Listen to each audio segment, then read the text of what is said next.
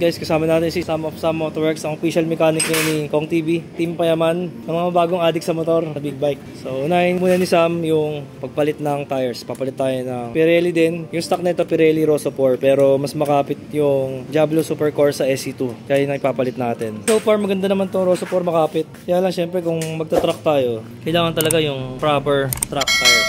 Yung nga lang, mas madaling maubos yun kaysa dito sa Rosso 4. Ang ganda na ito, good din to pang long ride tsaka sa wet, mas makapit to. So right now, mileage lang natin ay 292 kilometers.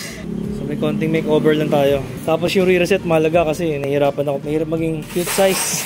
Layo ng foot peg para mas madali mag body positioning. Tapos yun yung exhaust, papalitan natin. Mas maiksi dyan. Parang SE Project na canister.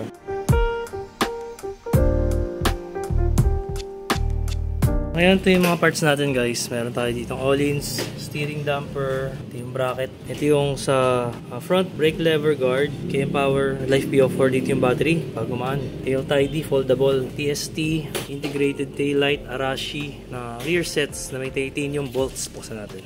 So ito yung tsura niya guys. Yan. Tapos meron pa tong titanium na bolts na kasama. So mamaya makikita natin yan. Version 2 na to guys. Ito pala yun titanium bolts. Napakagaan no? Alright, tapos meron pa tayong seat cowl, tsaka yung racing hook kabitan. Kaso hindi pa natin makapalagay, papalit pa tayo ng exhaust. Pagkapalit ng exhaust, sasabihin na natin yun. Racing hook, yung talian ng strap pag isasakay natin sa bike carrier. So ito na guys, napalitan na, nalagay na yung race tire, Pirelli Super Corsa SE2, stock mags. Makabaklas na siya. So ngayon, tinatanggal na ni Sam yung mga fairings para malagay natin yung tail tidy. Tanggalin natin tong stock fender. Maganda tanggalin tong servo motor, kaya lang wala pa tayong remap. So dyan muna yan. Sana matanggal yan para para may lagay ng basahan. So maganda na pala ngayon kulay kulay silver. Yung subframe niya naging silver. Tapos dito black, dito naging silver. 2-piece yung subframe niya. Race bike ang dating So, tinatanggal na yung stock rear fender. So, mababawasan din yung mga siguro 2 kilo. Medyo mabigat din yan Kasi meron siyang metal frame sa loob. Tapos, ang laki ng signal light. Tapos, ang ganda na pala ng subframe ngayon ng bagong 6R. Wala na siyang paint. Nakitang-kita na yung pagka-alloy niya.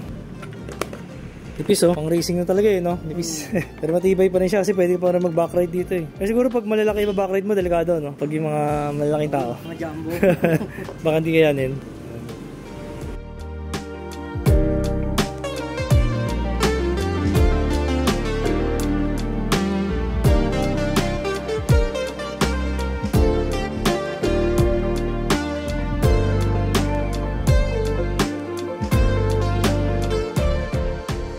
Guys, nakabit na yung rear tire with Super Corsa SE2. So itong SE2 medyo mas matagal ng konti kaysa sa SE1. Medyo mas mataas yung mileage.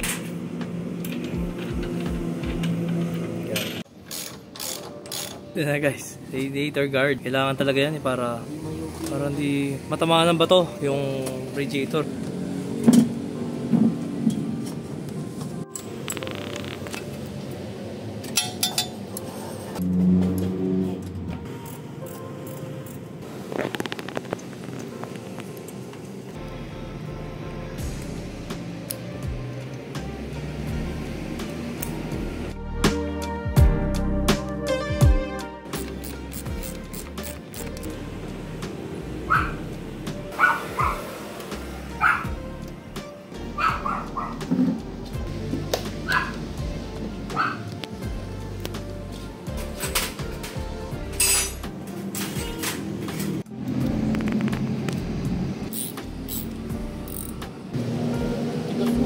Meron din naman siyang weight para sa vibration Meron. Weighted din naman pa.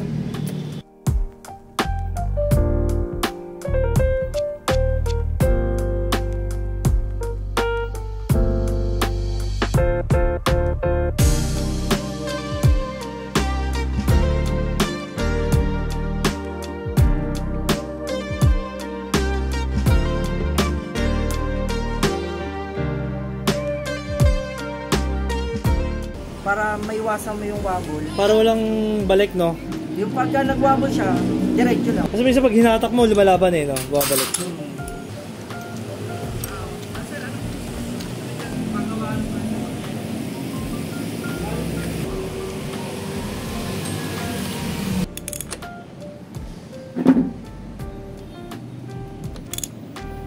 Tama siguro yan pag titinin na ganyan, Oo. Mahirap na pala to. Papalit pa powder ko. Ano yung papuntang hard? Yung soft. Ito pinaka-soft, zero. Lagyan mo na lang sa ano, yung...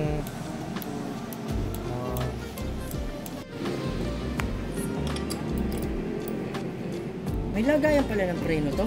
May sabitan ng brake switch. Pang 6R yan, meron siguro. Ayun, meron. May spring pa nga yun. Ayun. CR na ganun. Wala rin lagayan. Wala rin.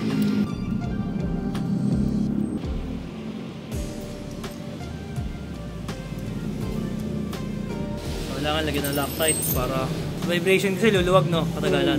Pero may weight reduction din yan. Mas magaan, no? Kaysa dun sa stock. Ayun. Ginaya yung ano, yung foot peg. Nakalighten, no? Nakatabas. Tapos eh. May labas naman yun. Ginaya naman yung may spike. May preno ka lang naman. Maya natin ano to. Kasi adjust. Tama ka. Ganda na tignan eh, oh.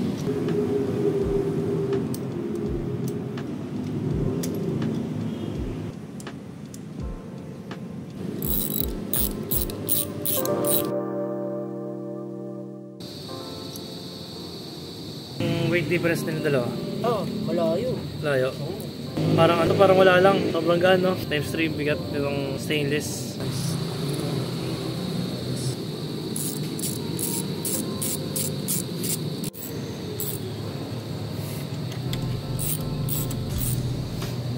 Buti pala may pang retread, no? Yan na. Wala kang pa pala i-retread. Yung settings niya na sa pangalawa sa pinakamataas, no?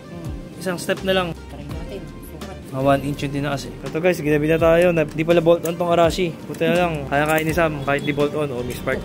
So ngayon papalit naman tayo ng Battery. lightweight LiPo4 battery. So ang ganda ng 6R. Madali lang buksan yung seat niya. Pag mag-charge ng battery, i-recharge. So ito yung gagamitin natin. 570 grams lang. Ito more than 3 kilos yun. Stock. Ano ka naman ako na sumabay. Ito pala magandang technique eh. Galing mo talaga. Hirap kasing tukuran sa likod eh. No? Expert ka sa battery.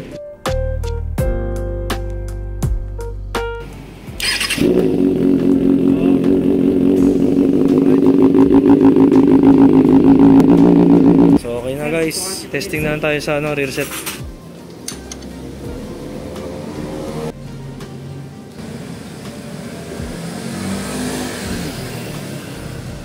Ito naman guys yung front plate holder. Since hindi natin kailangan to dahil na-implement yata to sa ibang bansa like Indonesia or India, pero sa atin hindi natin kailangan to as of now. So medyo nakakasira siya sa forma. Ang dami nagsabi tanggalin daw. So ito tanggalin na natin. Hinantay ko lang talaga itong moment na to na isama siya sa ating build series. So far madali siya tanggalin. Ito yung T-wrench natin na Allen. So yung gamit natin 4mm yata to na T-wrench. So kailangan dito tanggalin muna yung existing mirrors para matanggal natin tong metal plate bracket or metal front plate holder. And then kapag magre-race track tayo, syempre tanggalin na natin yung side mirror. Pero sa ngayon, hayaan lang natin nandiyan yung side mirror. So kailangan hawakan ng dalawang kamay dahil feeling ko gagasgas siya dun sa fairings. Oops, yun. So medyo kinabahan ako doon kasi baka tumama sa fairings eh. So far, so good, okay naman. Pero parang medyo nga, so medyo nag-create ng konting gasgas yung ano. Itong metal plate since matulis yung gilid nito eh. So yung weight nito, guys, medyo mabigat din oh. Parang mga nasa ano rin, siguro mga 300 grams yung weight niya. So nakabawas pa rin tayo, weight savings tayo dito. So ngayon, balik natin syempre yung mirrors para doon sa mga nagreklamo.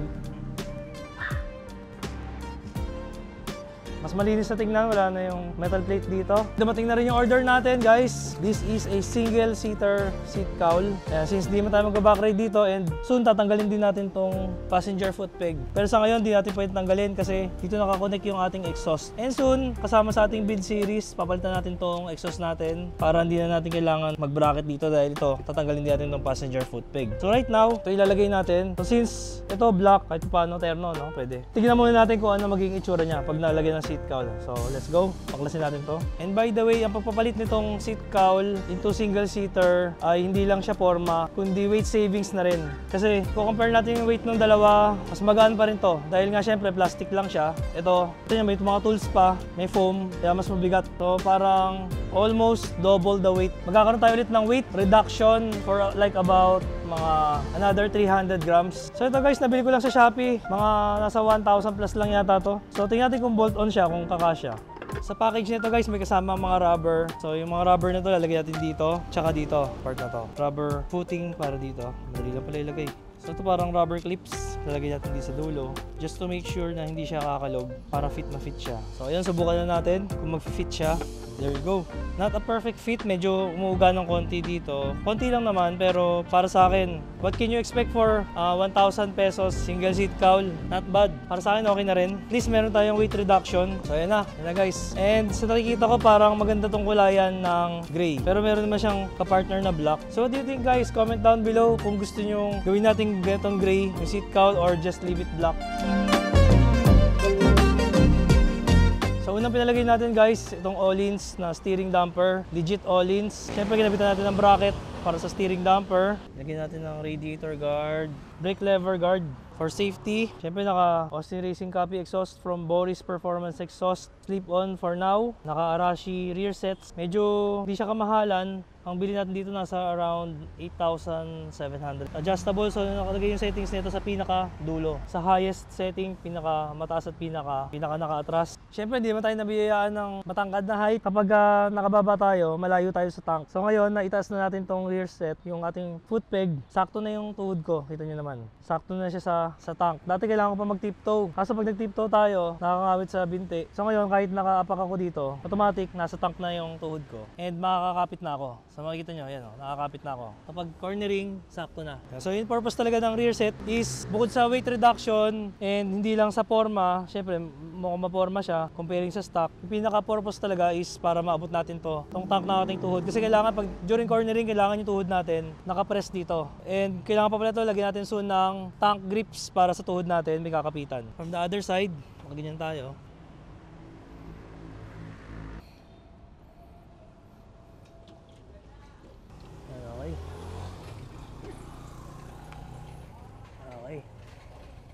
Foldable magnetic plate holder, fender eliminator para mas malinis. Naglagay din tayo ng TST, integrated tail light. Programmable yan guys, pwede nagbi-blink, pero ang pinili ko na lang yung normal, parang di nakaka-distract doon sa nasa likod. Integrated siya, meaning nasa loob yung kanyang signal lights. So kung mapapansin nyo, mabilis yung blink niya, nag-hyper blink siya kasi kailangan lagyan pa ng flasher relay. So in the future lagyan natin, pero yan pag naka-hazard siya, normal yung kanyang pagbi-blink. And lastly, syempre ito nga, single seat cowl, passenger seat delete. And yung cheapest mode natin, tinanggal na natin yung license plate holder sa harapan. So soon, papalitan natin tong gas cap ng quick release na hindi na siya disusi para mas madaling mag-refuel and syempre weight reduction pa din yun. Tapos passenger foot peg block off plates with racing hook. Sabihin ng racing hook para siyang hook dito para may italian tayo kapag ikakarga natin siya pag pupunta tayo sa racetrack. And siguro soon, gold chain. Pero bago pa kasi yung chain nito, so tsaka na muna yun. And new exhaust pa pala. Abangan nyo guys, new exhaust para sa ating ZX6R 2024 build series. So yan, thank you guys.